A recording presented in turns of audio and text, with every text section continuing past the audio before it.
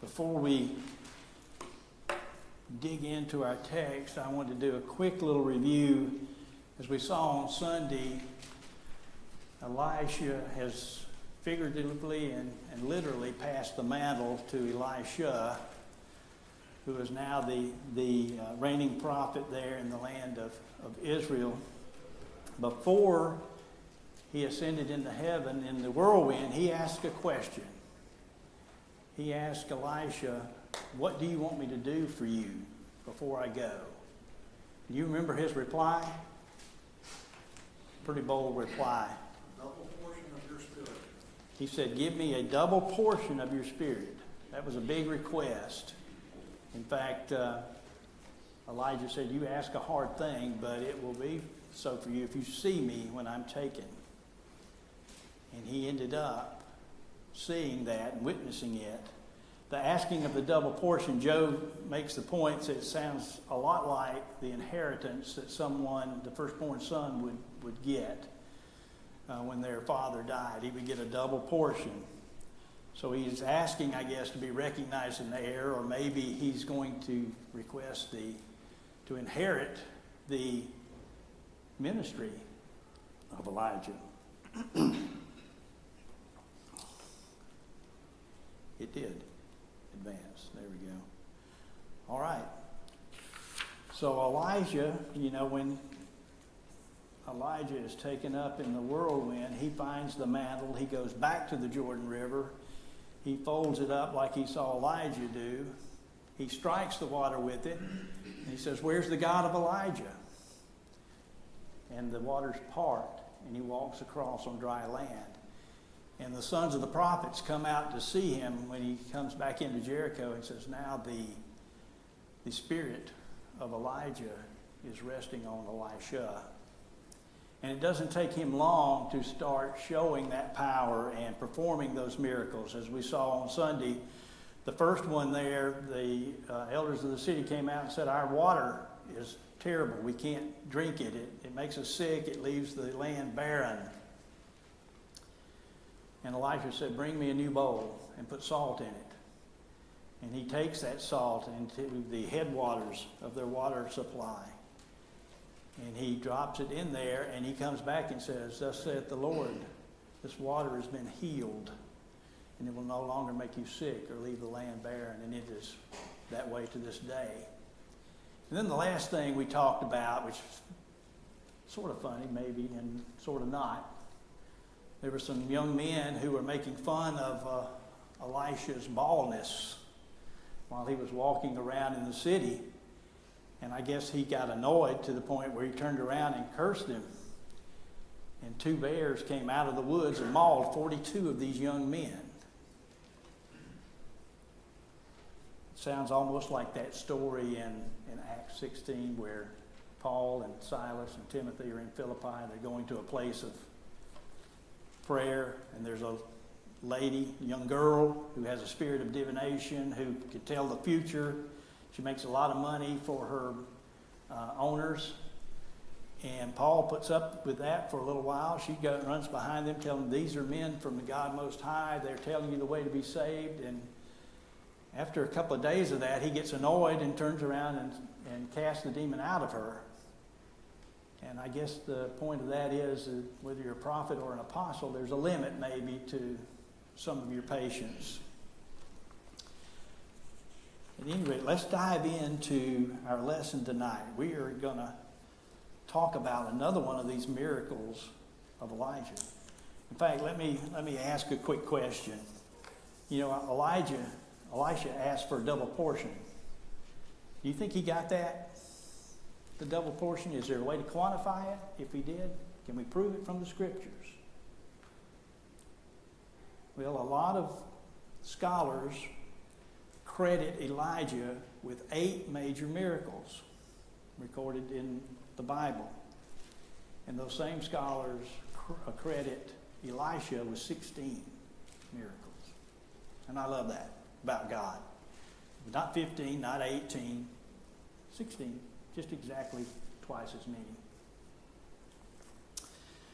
All right, let's read some of chapter 3. In fact, I'm going to block this out. And we'll make comments. There it is. 3, and we'll read the first 6 verses.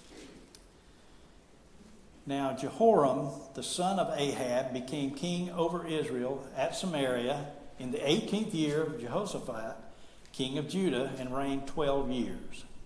And he did evil in the sight of the Lord, but not like his father and mother. For he put away the sacred pillar of Baal that his father had made. Nevertheless, he persisted in the sins of Jeroboam, the son of Nebat, who had made Israel sin. He did not depart from them. Now Elisha, king of Moab, was a sheep breeder, and he regularly paid the king of Israel 100,000 lambs and the wool of 100,000 rams. But it happened when Ahab died that the king of Moab rebelled against the king of Israel. So King Jehoram went out of Samaria at that time and mustered the whole army of Israel. So there's a new king now in the northern kingdom. You remember in chapter 1 of 2 Kings, his brother, older brother Ahaz, who was fell off of a roof or something, and he was bedridden, and he never got out of that bed. He died, as Elijah predicted. And now he's been succeeded by his younger brother, Jehoram. And Jehoram was evil, but not like his father and his mother. He did away with the practice, or restricted the practice, of sacrificing to Baal, but instead he still followed the sins of Jeroboam. Now, what is the sin of Jeroboam? This is where y'all kind of interact with me a little bit. Yes, Joe? He mixed some of the idolatrous practices with worship of God, maybe holding calves is one of the primary sins. That's right. Okay. So Jeroboam, if you recall, he was a servant of Solomon, and when God was displeased with Solomon, he took 10 tribes and gave them to Jeroboam.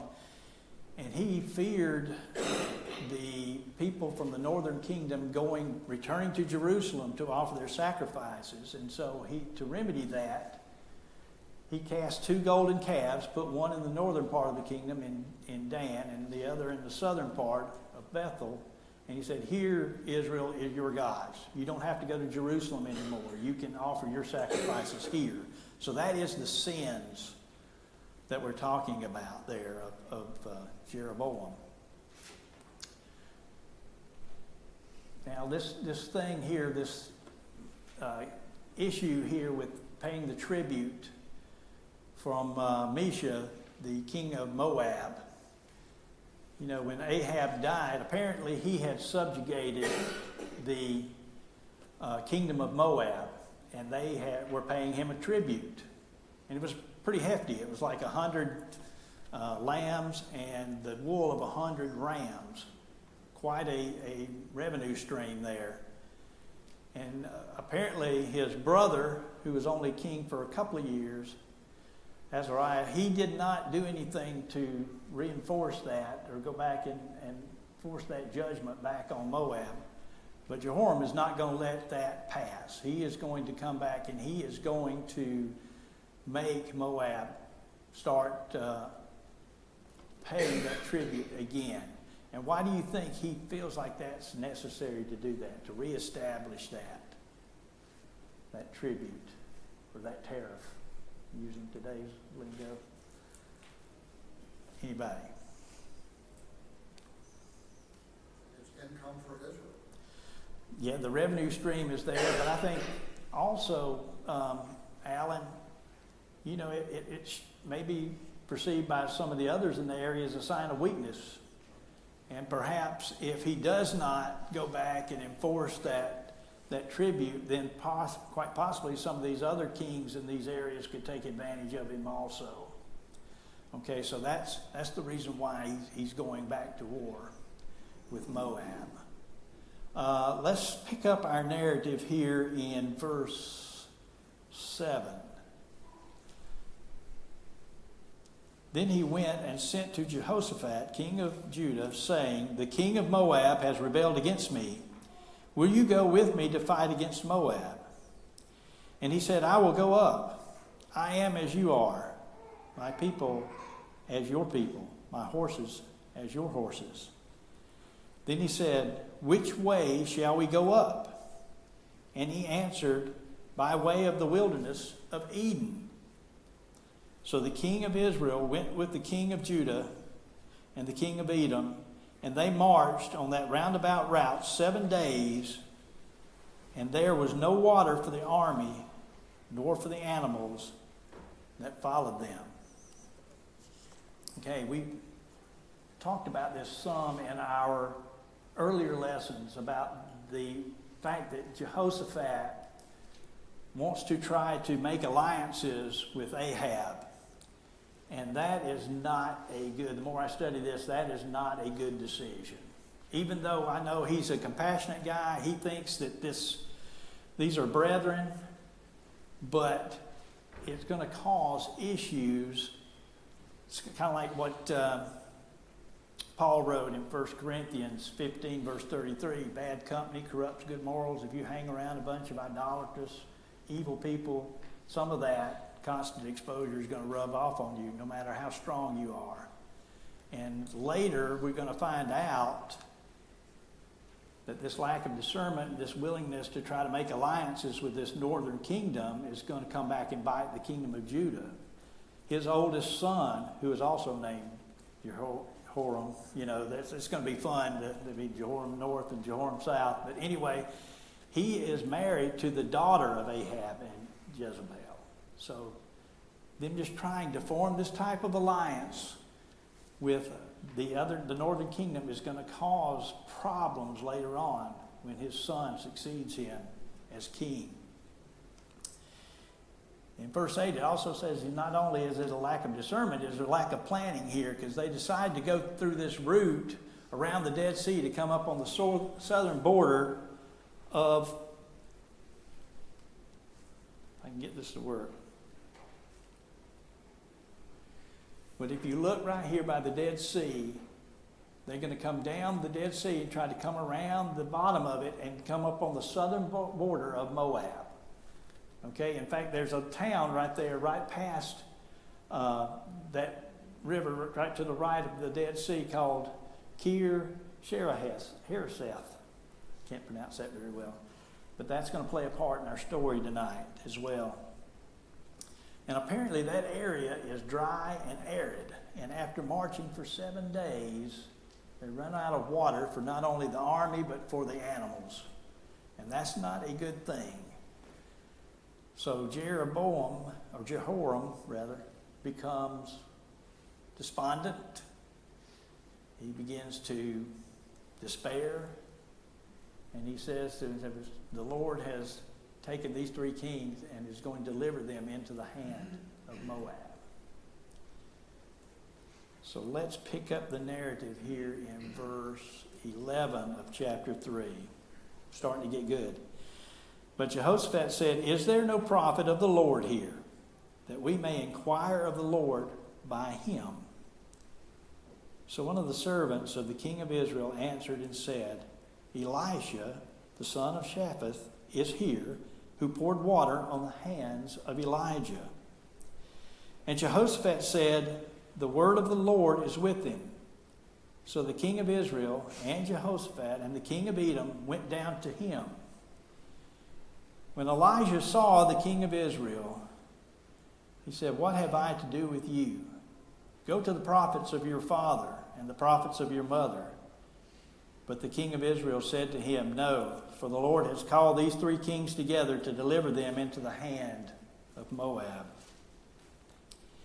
And Elisha said, as the Lord of hosts lives, before whom I stand, surely were it not that I regard the presence of Jehoshaphat, king of Judah, I would not look at you nor see you. But now bring me a musician. Then it happened when the musician played that the hand of the Lord came upon him. And he said, thus says the Lord, make this valley full of ditches.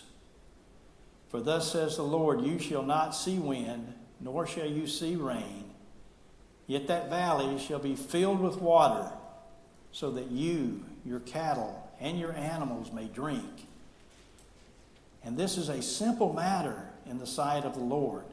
He will also deliver the Moabites into your hand.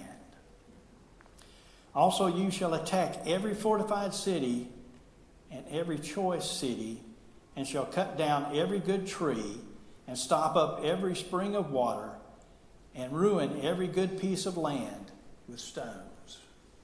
Let's stop there. There's quite a bit there to unpack.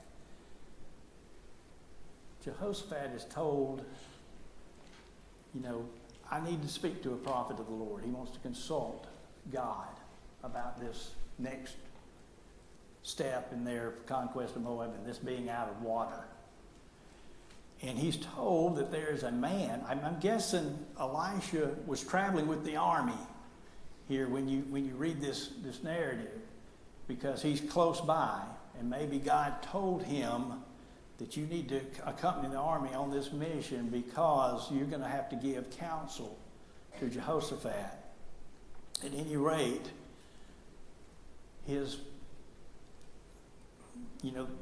they were both, Elijah and Elisha were more of the northern kingdom prophets, yet his reputation had preceded him, because when his name was mentioned by that servant of Jehoram, Jehoshaphat said, the word of the Lord is with him. I know this man. I know his reputation. And the fact that these three kings went down to him instead of them sending a detachment to go summon him says a lot. Why do you think they're sending? Instead of sending him for him, they're going down to meet with him personally. They understand who he is. Could be. I think that is true part of it. There's some desperation there and some urgency on the part of these three kings. They don't have time to wait for him to be summoned. They're going down there to meet him right away. And it could be that, the last time, his brother sent people to summon Elijah, they were struck down by fire. So they could have, that memory could still be fresh in their minds as well. Look at verses 13 and 14. This is quite a statement here. When the kings come down, Elisha looks at the king of Israel, Jehoram, and he says, what are you doing here? What do you want from me? Why don't you go ask the prophets of your father and the prophets of your mother? Consult them. And he says, no, said we need advice. Said, the Lord is setting us up, all three of us, to be delivered into the hand of the Moabites. And he said in verse 14, and this is a strong statement, as the Lord of hosts lives, before whom I stand, surely would it not, with regard for the presence of Jehoshaphat, I would not look at you or see you.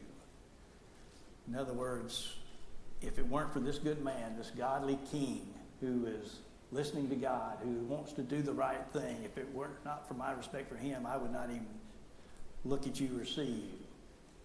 But because of him, out of respect for him, I'm going to make an inquiry. Okay, so he's going to inquire for the Lord.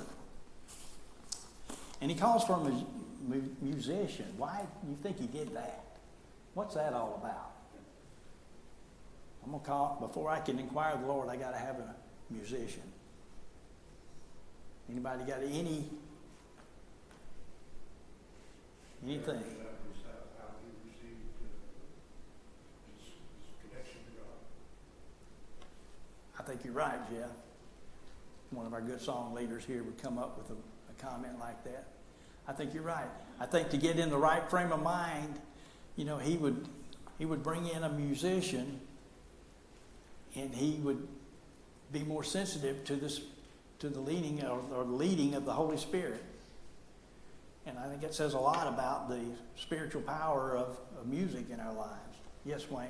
Yeah, one of the things that we might want to mention here is why it was that the prophet here, Elisha, had respect for the king of Judah. Why did he have that respect?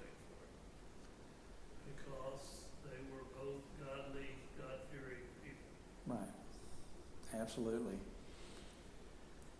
And the fact that, he was there,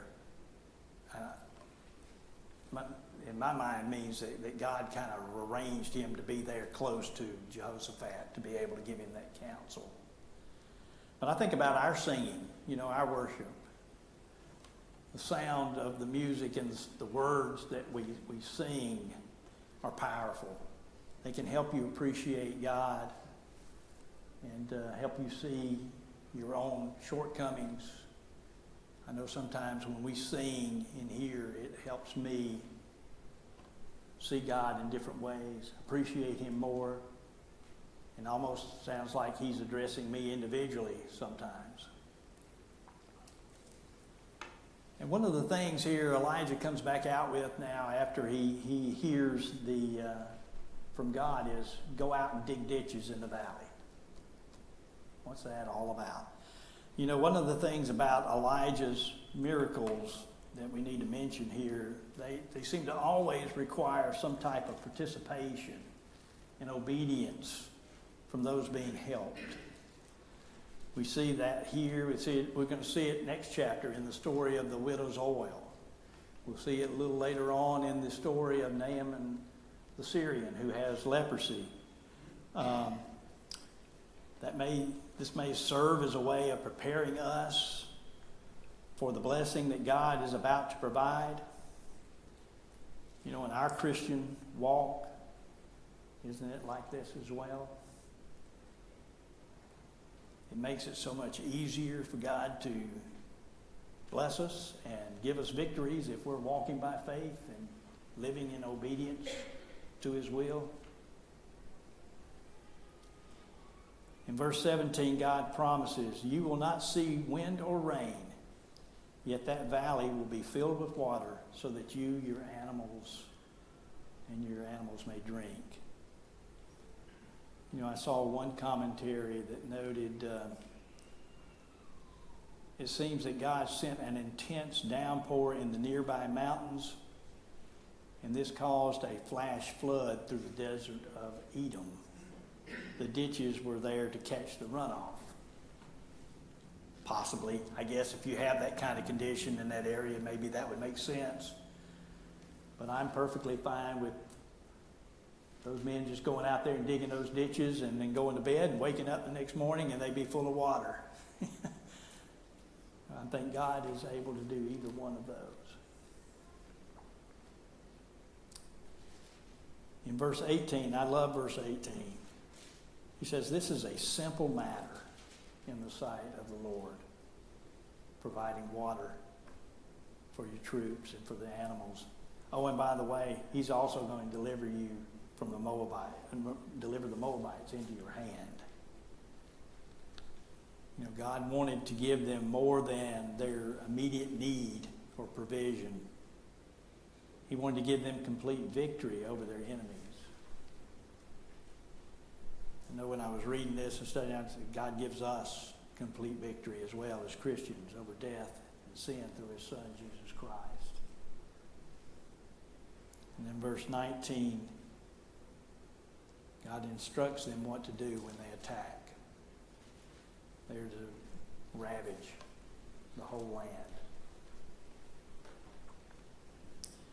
Are there any questions about that section right there? I covered that kind of Not a quick. question, but just a thought. It's interesting to note that in verse 19, the prophet is saying the springs in Moab are going to be dried up, while at the same time, or just prior to that, the springs where the army was were filled without rain. God was at work. God is taking care of this army. Let's go ahead and read 2 I Kings. have a comment about this period also. Okay. In the mid-1800s, archaeologists found a stone that had 34 lines of script. They called it the Moabite stone. Mm-hmm. The name that, for the person who had this created, identifies himself as Elisha, king of Moab. He also names Omri.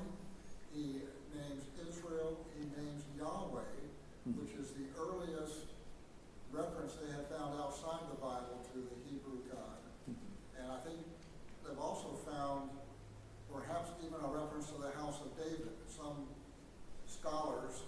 deny that David even existed, but this stone mentions the house of David. So this is evidence from outside the Bible that documents what we read in the Bible with historical accuracy. I appreciate you sharing that. That always helps, increase our faith when we see evidence also outside of the Bible of things that we actually read here in our scriptures. But I want to try to finish 20 through 27.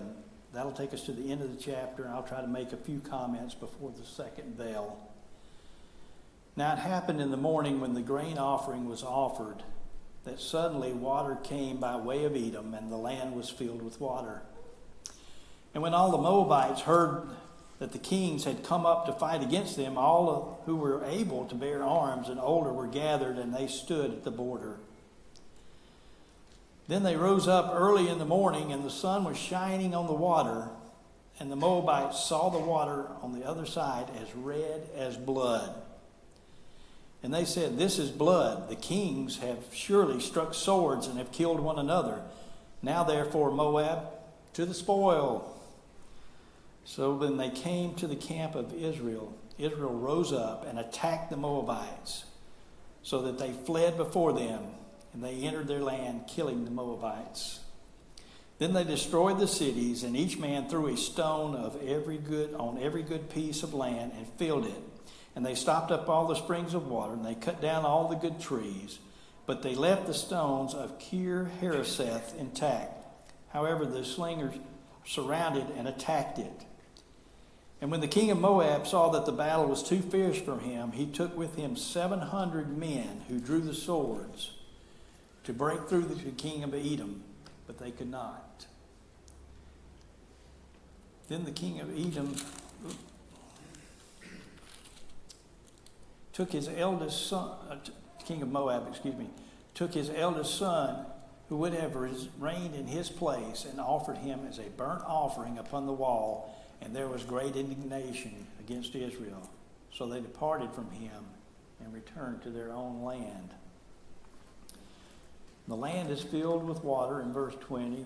The Moabites come out to fight at their border.